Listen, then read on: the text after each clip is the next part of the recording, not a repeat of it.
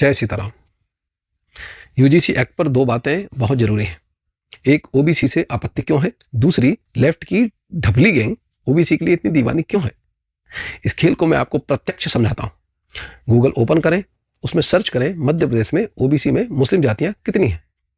आपका दिमाग घूम जाएगा। 94 में से 38 जातियां मुस्लिम हैं, जबकि मुस्लिम आबादी मात्र 6.5% है और हिंदू आबादी 93% है। उसकी सिर्फ 56 जातियां हैं।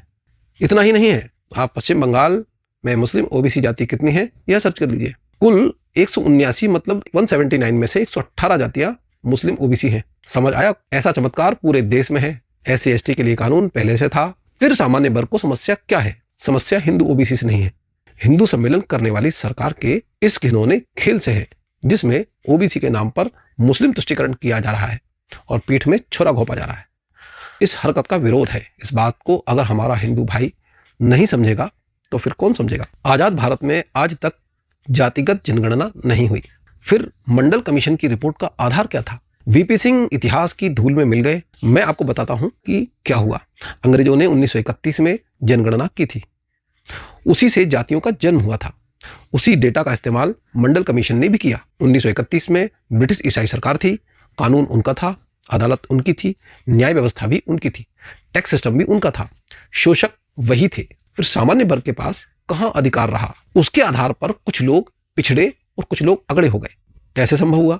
वो भी 1990 में। हर साल ओबीसी के नाम पर मुस्लिम तुष्टीकरण में जातियों की संख्या बढ़ा दी जाती है, जबकि अंग्रेजों से पहले 500 सालों तक वही मुस्लिम इस देश में शोषक के रूप में कार्य कर रहे थे। फिर वे पिछड़े कैसे हुए, ये समझने वाली बात है।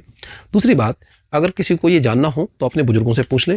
भोपाल जैसे शहर में ही अगर कोई हिंदू सफेद कुर्ता पहनकर निकल जाता था तो मौलाना पान की पीक घोड़े के ऊपर बैठ करके थूक देते थे। इसे शोषण कहते हैं। फिर भी वे पिछड़े हो गए। इतनी मक्कारी कहां से लाते हैं? मुद्दे की बात यह है कि इनके तुष्टीकरण में हिंदुओं के बीच खाई खड़ी हो रही है और बहुत कुछ है कहने को, किंतु वीडियो लंबा हो जाएगा।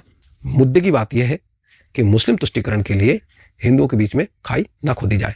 कानून में स्पष्ट उल्लेख हो कि ओबीसी का मतलब हिंदू ओबीसी से होगा। जय सीताराम जी की।